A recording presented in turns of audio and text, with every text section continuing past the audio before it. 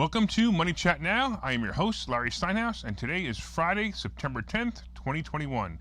Don't forget, Money Chat Now is brought to you by Investor Schooling. You can attend a complimentary class this Thursday by going to investorschooling.com. Hey, just a reminder, if you like the show, hit that share button right now and share it with someone who will benefit or someone you love. Hit that like button and let me know you're enjoying the show. Hey, look, leave comments, get involved. Of course, don't forget to subscribe to the YouTube channel and like the Money Chat Now page on Facebook. All right, let's get into it. On today's show, we're going to be discussing the market update. We're going to be talking about Biden's mask mandate, or actually the vaccine mandate. We're going to talk about how the fact that Epic Games took a nice bite out of Apple. Let's talk about interest rate hike expected. DoorDash and Uber are suing New York City. There's actually a paint shortage, and I want to talk a little bit about my tribute to 9/11 and 20 years later. Let's get into it. Oh, yeah. So it was a really, really ugly day today. In fact, the Dow dropped about 271 points today, but at the beginning of the day, it was up 200 points. Really a tough week. You know, the Dow is down probably about 700 points for the week since Monday. The S&P is probably down about 80 points since Monday, and of course the NASDAQ probably down about 250 points. This is where we have to start worrying a bit, because when the market moves sideways like this, it creates confusion and fear. Both of these create sell-offs, and the only good news in a sell-off is buying opportunities. If you happen to have cash put aside, you may be happy, but if you're all in like me, currently at this moment, you just got to remember that, look, it'll come back, and you'll come back the other end in an uptick. So just be careful and just relax, just wait. It'll probably come back, and you'll probably be okay. But if you have some cash, you are going to be very lucky. All right, so in case you have been sleeping for the last 24 hours, you might not know that Biden has mandated vaccines for everyone. That's right, comrades. You obey or you get fired. That's the new mandate by Supreme Leader Biden. Please don't call him president. Presidents are for republics and not dictatorships. So the Supreme Leader has firmly stated that if you're an employer with 100 or more employees, you must mandate that your employees get vaccinated, because you are an employer and you must mandate this. That means that you are not capable of making your own decisions. The government has to decide for you. All right. Despite having an unprecedented and successful vaccination program, despite the fact that for almost 5 months, free vaccines have been available to 80,000 different locations, and we still have 80 million Americans who have failed to get the shot, said the Supreme Leader, who was clearly frustrated with the nation's slow progress on vaccines. I don't even know where to begin with this. I mean, all you need to do is just go up and down Facebook, and you'll clearly see everyone's reaction to this. This requirement will impact over 80 million workers in private sector businesses with 100 or plus employees, the Occupational Safety and Health Administration said in a statement. The agency, which falls under the Labor Department, is developing an emergency rule requiring those employees to provide paid time off for the vaccinations. Ready? Paid time off for the vaccinations for those who to recover from side effects from the shots. Yes, side effects from the shots. Wow. By the way, I've noticed that everyone who did not get the vaccine did not have a side effect from not getting the vaccine. In fact, there are side effects, and by the way, the side effects can be anything from an annoying headache to death. Now look, statistically speaking, it probably won't be death, but then again, statistically speaking, death from COVID is also rare. My problem, and I got to be honest with you, my problem isn't the vaccine. My problem is with the mandatory enforcement to make you and I get the vaccine. It's not fair. It's not right. You should be able to do it. Look, all right. So this is a financial show, and I want to talk about how this is going to affect the world and finances. Actually, believe it or not, it won't. Now I realize the Dow dropped today, but it didn't drop because of this. It dropped because it dropped. It's just time for it to drop. So basically, there are two kinds of companies out there. There's the company who's already mandated vaccines, such as airlines and hospitals, etc. They've already mandated vaccines, and they're already saying, hey, we're making this happen anyway, and you're going to be fired, or like in I think it was United Airlines, who said that they're going to charge extra for health insurance, $200 a month extra, $200 a pay period extra, whatever it is. That's going to be, they're already mandating it. Then there's the other people, the other companies are saying, hey, F you and your vaccine. We're not going to make our employees have the vaccine. Honestly, these are the same. There's nothing's changing here. It's going to be the same. I understand there might be a $14,000 fine if you don't enforce this. I'd like to see them enforce that fine, although, to be honest with you, what I'm seeing lately in America wouldn't surprise me. All right. By the way, just so you know, this is one of the reasons why I don't fly anymore. The Transportation Security Administration also planned to double fines for travelers who refuse to follow the federal mask mandate for air travel. So this was said by an official from the Supreme Leader's office. Fines will soon start at $500 and go up to $3,000 for repeat offenders. Me, I'd definitely be put in jail. They wouldn't find me. They would put me in jail. They would take me off that plane in handcuffs because I would freak out if I had to wear a mask for 5 hours to go to California. All right, let's talk really quick about how Epic Games takes a bite out of Apple. A few weeks ago, we discussed the fact that Epic Games was suing Apple. In this suit, Apple was being sued because Epic Games and others wanted to be able to sell products and services from within their app without being forced to pay Apple a percentage by making consumers buy the product through the App Store. So basically what they were doing was they would put links in their app and they would say, hey, go buy this product too. And Apple said, no, you can't do that. We want that to go through the Apple Store because your app is on our phone. And we want to make money off it, and that's the only way to do it. So basically what happened was Apple's lucrative App Store business received a major blow Friday thanks to a federal judge decision in the company's legal battle with Epic Games. They basically lost. Today's ruling isn't a win for developers or consumers.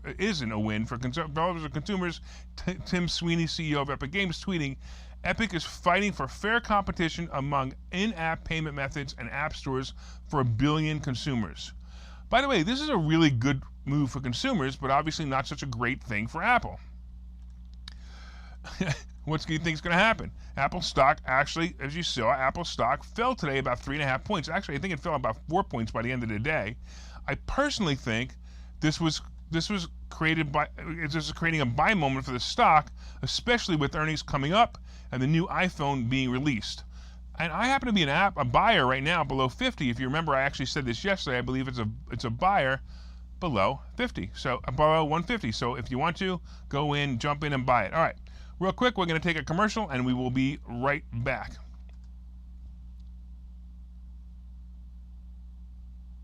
Okay, so you've thought about investing in real estate, houses, apartment buildings, properties, but don't really know where to start? Well, what if you could very easily learn how to gain strategies to use other people's money to buy and sell houses in the Philadelphia area? If you could learn and network with successful area real estate investors and how to produce monthly income on rental properties without headaches, that place is Investor Schooling. With Investor Schooling, you'll learn from 2 Philadelphia area rockstar real estate investors, Phil Falcone and Larry Steinhouse, about how to buy and sell properties the easy way and teach you basic and advanced techniques to help you make money in real estate. You can attend Investor Schooling in person or online visual classes 8 times a month. You can and will learn how to make money in real estate. Call for free information and get a complimentary pass to one of these classes. But don't delay, as these complimentary passes are limited. Call the number on your screen now or visit investorschooling.com. investorschooling.com.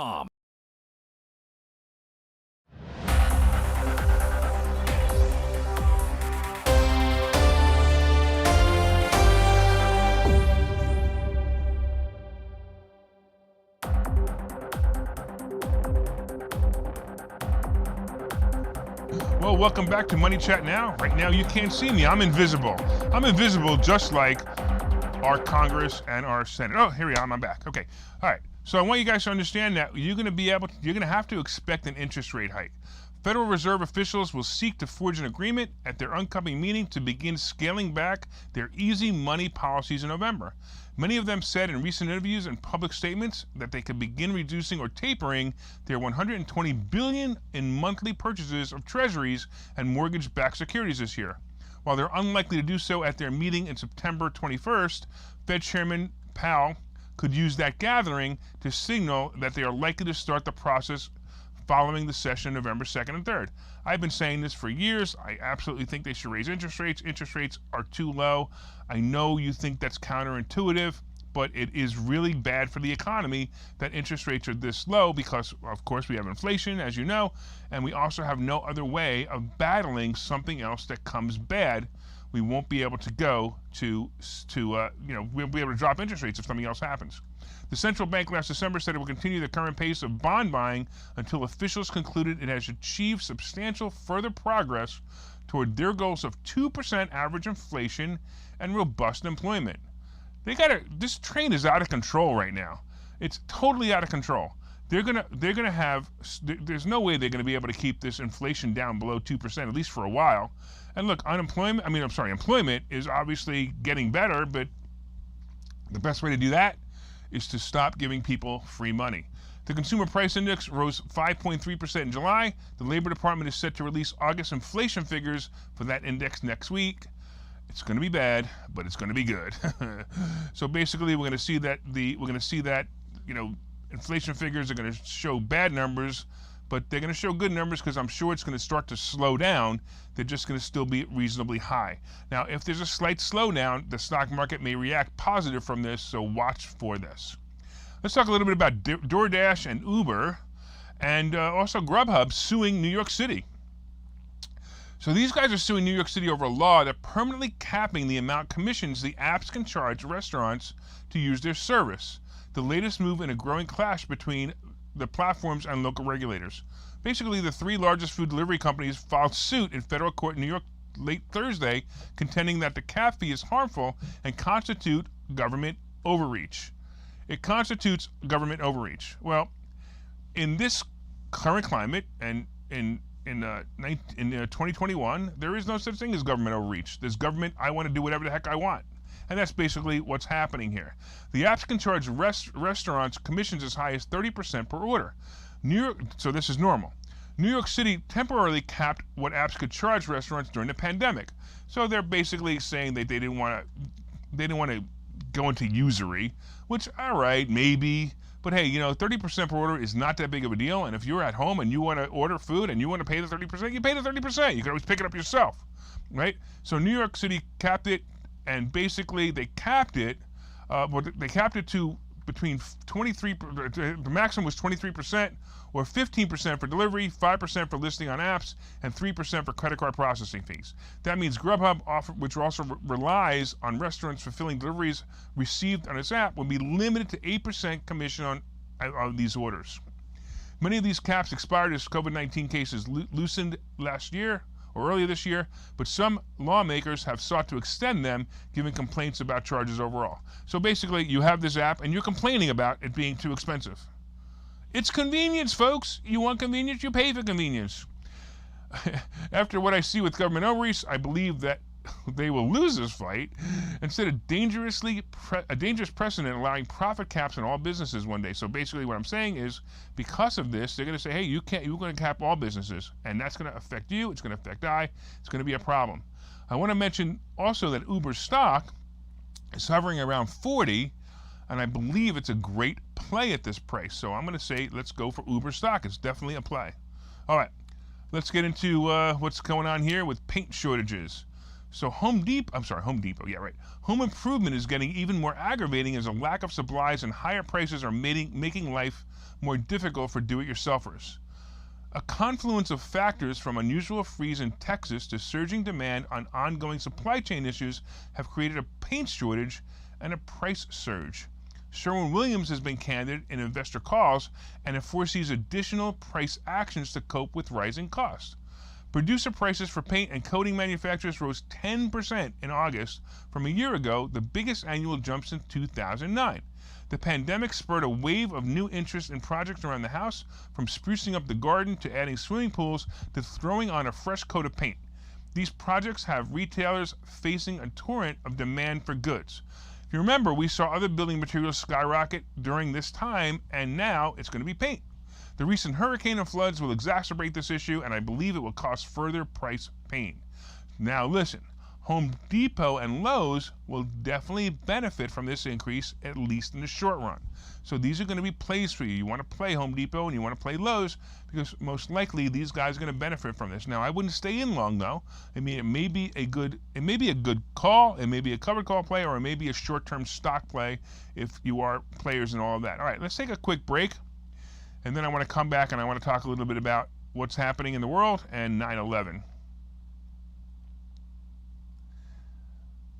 Hey, if you were listening to Investor Schooling Live today, I'm Phil Falcone, and I made the decision today on air that I'm going to be giving away this car.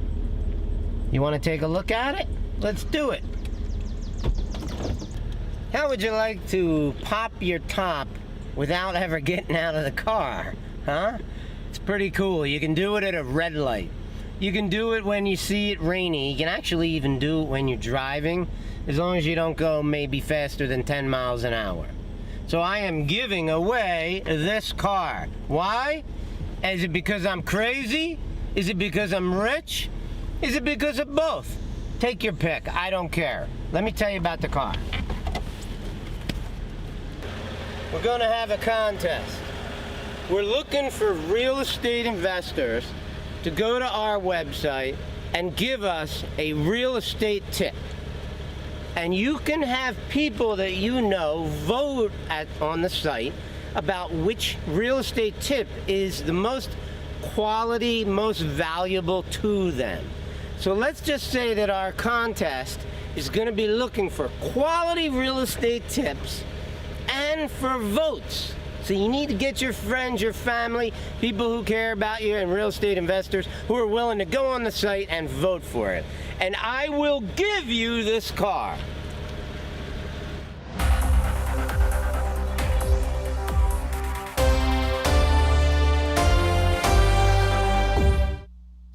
Did you guys enter that contest yet? Win Phil's car. Like I said, I'm tired of seeing it outside. It's time for you guys to win it. All right, so welcome back. I'm Larry Steinhouse. This is Money Chat Now. We talked a little bit about how the fact that the Dow is down 271 points from being up about 200 points today. It's almost a 500-point swing. Ugh, that's terrible when that happens. We talked about the fact that the Supreme Leader has mandated vaccines for everyone. So you and I, we have to get the vaccine if you don't already have it. I might have it. I'm not telling.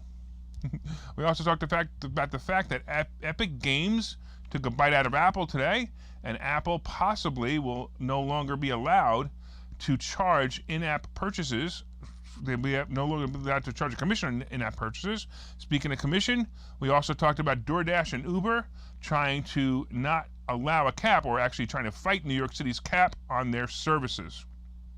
All right, I'm going to get a little somber here, and let's talk. Tomorrow is 9/11, and it's the anniversary. And look, honestly, it's sad and somber. It's a sad and somber remembrance for many. I have a question for you, and I want you to think about this for a minute. Do you remember where you were or what you were doing on 9/11? I remember waking up in the morning, going to my office. I owned a computer consulting company at the time. I was going on my way to the office, and I heard about a plane hitting a building. There wasn't a lot of information on the radio at the moment. I got back in, I saw it online, and we heard that a plane hit the World Trade Center. Now, at the time, nobody knew what it was. They were, it was terrible. We all knew it was a terrible thing, but we didn't know what it was. It took us another 15 minutes to understand what it was when the second plane hit. I also remember that day and the days after. It was sad and it was peaceful at the same time. The sky was absolutely devoid of planes except for the occasional military or fighter plane. The stock market was also closed for a week, and people gathered in prayer and disbelief. At the same time, people came from all over to lend helping hands or to give a shoulder to cry on. It didn't matter what your color or your race or your gender. What mattered is that we would grow stronger from this and survive it. For a few years it happened, but we have forgotten. We have forgotten the sorrow and the destruction. We have forgotten the idea of camaraderie. We have forgotten that we are all in this together. We have forgotten what America stands for. A perfect quote today from the Wall Street Journal said this: "It will happen again. Though few of us wanted to admit it, the 9/11 terrorist attacks are destined to be repeated, probably amplified at one time. There is no scale to measure such events. There is no scale to measure the suffering that follows these events. We cannot change history or prevent the inevitable sequels, but we can remind ourselves that there will always be a morning after, when the families of those who perished and the shaken survivors begin to pick themselves up and look at the future as a means of rebuffing those who seek to harm us. Let's take a moment of silence for those who perished 20 years ago and for the surviving families who missed their fallen heroes and their innocent kith and kin.